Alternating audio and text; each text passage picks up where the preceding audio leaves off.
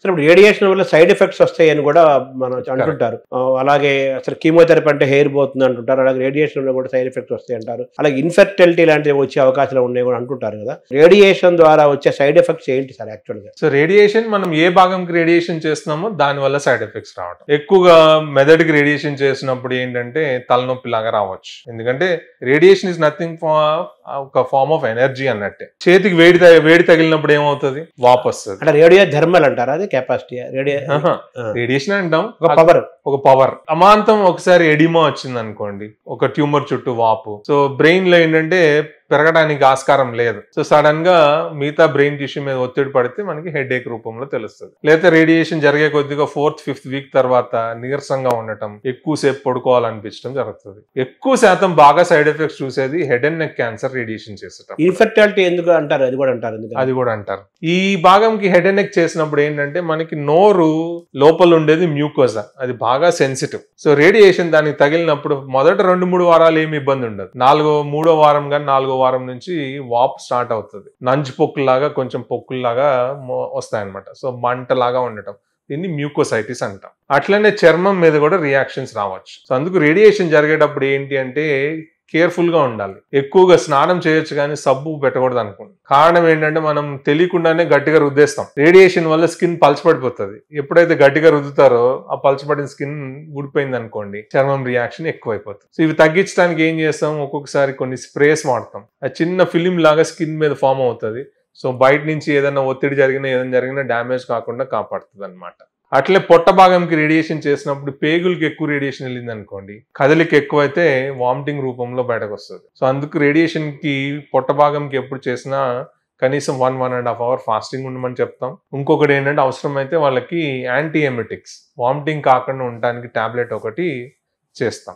ఇంకొకటి కిందిగా ఎప్పుడైనా గర్భసంచికి కానీ లేదా రెక్టల్ క్యాన్సర్ కానీ రేడియేషన్ చేసినప్పుడు మన పేగులన్నీ ఇంచుమించు దాని దగ్గరలోనే ఉంటాయి. సో వాళ్ళకి ఏం చేస్తామంటే బ్లాడర్ ప్రోటోకాల్ అని చెప్పి ఒక 3 to 4 గ్లాసెస్ వాటర్ తాగి ఒక 1/2 అవర్ వెయిట్ చేయమంటాం.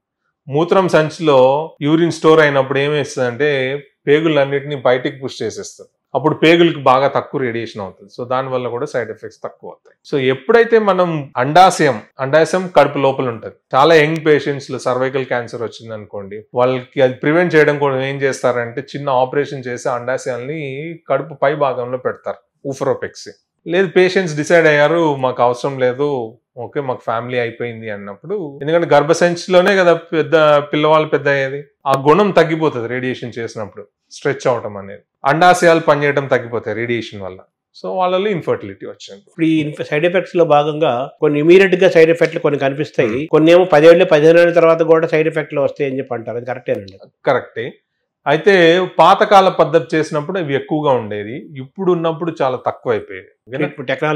టెక్నాలజీ పెరిగింది, అవయవాల్ని కాపాడటం ఇంకా ఎక్కువైంది. నిర్దిష్టంగా వాటికి ప్రతి అవయానికి ఒక టాలరెన్స్ డోస్ ఉంటుంది రేడియేషన్ మనం ప్రిస్క్రైబ్ చేసినప్పుడు, అది దాటకుండా మనం ప్లాన్ చేస్తాం. సో అందుకు ఈ మోడర్న్ రేడియేషన్ టెక్నిక్స్ అన్ని కంప్యూటరైజ్డ్ గా ప్లాన్ చేయడం జరుగుతుంది.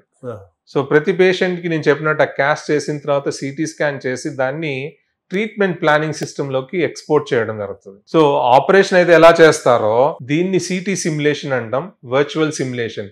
పేషెంట్ లేకుండా ఎక్కడ రేడియేషన్ ఇవ్వాలి ఏంటి అనేది ఆ రేడియేషన్ ఆంకాలజిస్ట్ ఆ కంప్యూటర్ లో మార్క్ చేస్తారు. అంటే ప్రతి అవయాన్ని మనం గుర్తించి ఇది ఇక్కడ ఉంది, ఇది ఇక్కడ ఉంది అని సిస్టమ్ చెప్తాం.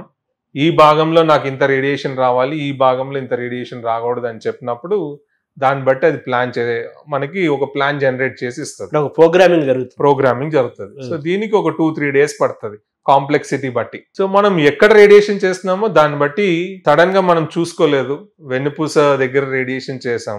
పాతకాల పద్ధతిలో ఏమయ్యేదంటే మనం నిర్దిష్టంగా డోస్ ఇచ్చిన దానికన్నా ఒక్కొక్కసారి ఎక్కువ వచ్చేది. అప్పుడు ఈ కంప్యూటర్ లేవు, ఏం లేవు. సో పేషెంట్ కి 3 సంవత్సరాల తర్వాత 4 సంవత్సరాల తర్వాత సడన్ గా కాల్ చేయబడిపోయింది, ఎందుకంటే వెన్నుపూసలో అప్పుడు చాలా ఎక్కువ రేడియేషన్. ఇప్పుడు ఏంటి అంటే ఈ కంప్యూటరైజ్ వచ్చినందువల్ల మనకి వెన్నుపూసలో కానీ ఏదైనా కానీ ఏ స్ట్రక్చర్ లో ఎంత రేడియేషన్ వచ్చిందని మనం ముందుగానే తెలుస్తుంది. సో దీనివల్ల ఒకవేళ మనకి డౌట్ వచ్చింది ఈ పేషెంట్ కి కావాల్సిన దానికన్నా ఎక్కువ రేడియేషన్ వస్తుందంటే ఆ ప్లాన్ యాక్సెప్ట్ చేయం.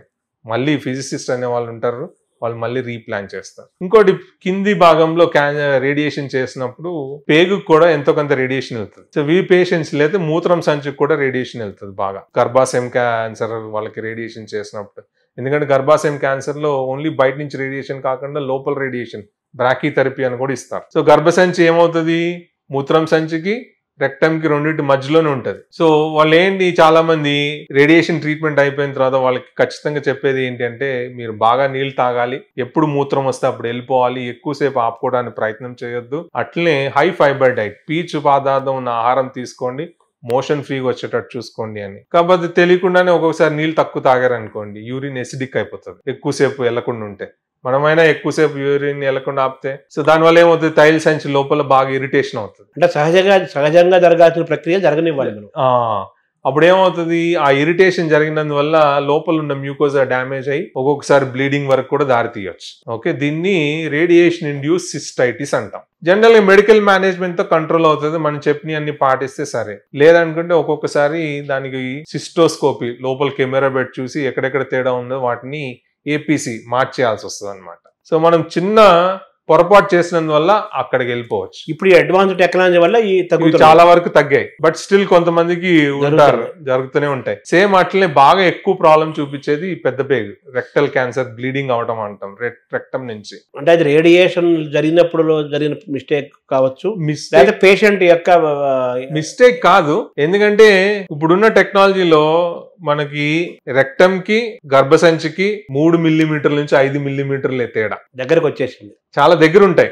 సహజంగా ఇది ఒంట్లో ఉండేది అన్నమాట, నార్మల్ అనాటమీ. ఓకే, సో మనం ఇక్కడ 50 గ్రే ఇచ్చామనుకోండి, దీనికి మనము 35 కన్నా ఎక్కువ వెళ్ళకూడదు అనుకుంటాం. సో దానిలోనే పెడతాం, బట్ స్టిల్ ఏమవుతుంది, 35 గ్రేకి ఎంతో చిన్న డ్యామేజ్ అవుతుంది. బాడీ మాక్సిమం దాన్ని తిప్పుకోవడానికి ట్రై చేస్తుంది. మనం సడన్ గా కాన్స్టిపేషన్ అయ్యాం, మన మోషన్ ఏంటి రాయిలాగా అయింది, మనం పుష్ చేసినప్పుడు ఏమవుద్ది, చిన్న చిన్న చీలికలు అవుతాయి మ్యూకోజా మీద, బ్లీడింగ్ స్టార్ట్ అవుతుంది. అట్లా కాకుండా మోషన్ సాఫ్ట్ గా ఉండుంటే ఇది అవ్వదు. సో ఇవన్నీ కూడా natural process, biological process plus technical combination అన్ని కలిపి